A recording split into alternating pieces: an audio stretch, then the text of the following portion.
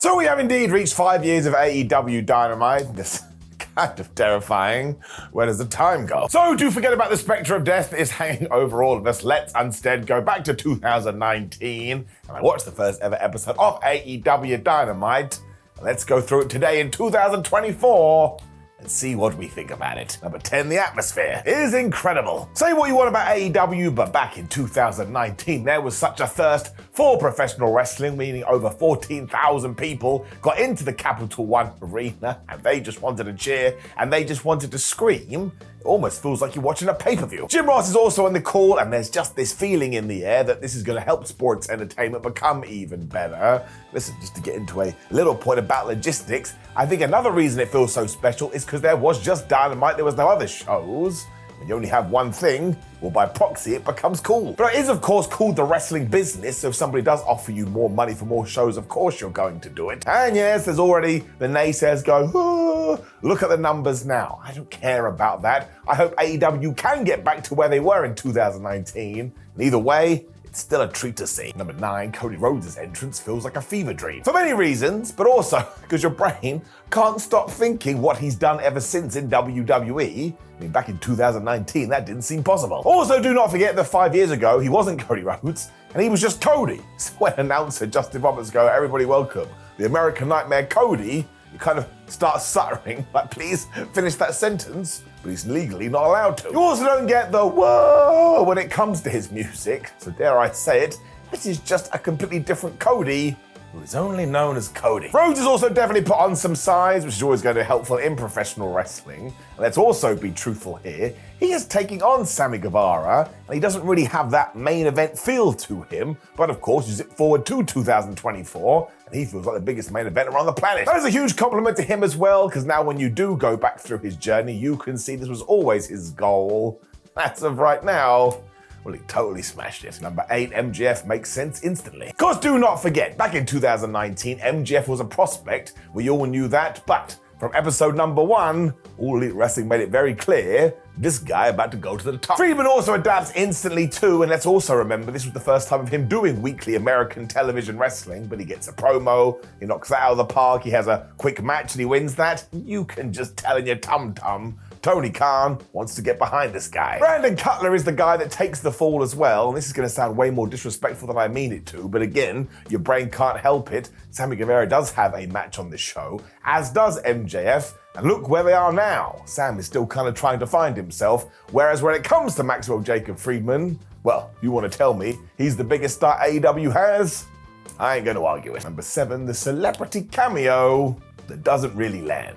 Happens. So it did make sense because Chris Jericho was going to be a part of the brand new Jay and Silent Bob movie. So who is sat in the front row? It's Kevin Smith and Jason Mewes. Now I do love these guys, but seeing Angelico and Jack Evans get in their face when Jason Mewes comes back with, why don't you go win some matches? Well, I do get it, I can understand. You kind of watch it and go, no, this feels like the bad side of WWE. That's exactly what we don't want. So I just think the audience was a little bit scared, but AEW was going to sort this out, although I will say, Chris Van Vliet, who of course you probably know from the Insight podcast, is on the microphone here. He does a very good professional job. Let's also remember too, it probably created some buzz in some corner of the internet, so if you did like Jay and Silent Bob, maybe you actually did go tune into AEW Dynamite. Number 6, the booking of Pac. Now there are extenuating circumstances here, and we will probably never know about them, and nor should we, that's personal stuff. We do know that Pac definitely had some visa issues over the last 5 years and struggled with injuries, but even then, you watch his match on Dynamite number 1 against Hangman Adam Page, and surely everybody went, well, that's our guy. At one point, surely he's gonna get a main event run. And he never really did. No, he did carry this on early days with Kenny Omega and had that awesome trio with Penta and Phoenix. But yeah, just to kind of double down on what I just said, it's only really been late 2024 when he has been back in the mix properly. Here we are, still waiting for AEW, maybe to do something more with him. Maybe he doesn't care. I mean, even here, Excalibur is talking about the fact that Pac has been through many wars and that so many people look up to him. So at the end of the day, regardless what we decide to do, he is such a valuable member of the roster, basically been having bangers for the last half decade. Number 5, there is not one backstage promo. So this is totally fine, given that it is the first episode of AEW Dynamite. Now, I don't agree with some people. They go, we should go back to this. I think you always have to evolve and change things, otherwise the show gets boring. I also don't think it's a WWE thing, because that is quite clearly a wrestling thing. While we do go backstage a few times to hear wrestlers bigging up their matches, most of the action is happening live in front of the fans. Actually, if you do go to a live show and you get that, it's pretty good. Once again though, if you are gonna do 52 episodes a year and you cut off this creative wagon, well, you're only going to do yourself a disservice. The one thing that wrestling always needs, as we've learned, is variety. Jim Ross, Tony Schiavone, and Excalibur really do a good job on commentary as well to make sure this does all tie together. And my main takeaway is that what AEW was in 2019 is exactly what AEW needed to be before Rio's big title win. There's been so much chatter about the AEW women's division over the years, we all forget about this, but on number 1 Dynamite, we have Nyla Rose taking on Rio for the women's championship, and it's a damn good time. The fans are so crazy up for it as well, and of course the story is so simple. She is bigger than her, what the flub is gonna happen? It also means you get this great reaction when Rio finally wins with the double knees. I mean, the belt looks even sillier than it did back then, but we've sorted it. So yeah, make sure you don't sleep on this. Maybe at some point in the middle of AEW, it did get a bit wishy-washy, but in terms of right out of the gates, that's good stuff. Number 3, the formatting. Quite clearly a brand new company finding its way. That's exactly what AEW was. We'll call it growing pain. And this was talked about a lot in the first couple of years, but I caught up using Triller TV, and before and after adverts, you just get these wide shots of the crowd. That looks great, because the arena is packed. There's also this kind of weird sensation. What's actually happening right now? Now actually today AEW is really good with this, because of course you get picture-in-picture and sometimes matches just keep on going, or you get an advert or like a logo with some music behind it. But here, the answer was nothing. I presume that nobody thought about it. It's like when you're hosting the coffee party, and you forgot to buy the sugar. That's the simplest part. It does stand out today though, just because AEW doesn't do it anymore, but that's why I love it so much, because you can get transported back to 2019 and remember how young you were, you still didn't have hair, but who cares? Number 2, a different John Moxley, which kinda feels like the John Moxley the new John Moxley is trying to get back to. What? In 2019 though, likely because he was fresh out of WWE, John Moxley just feels massive when he sneaks up behind Kenny Omega here in the main event and throws him through a coffee table.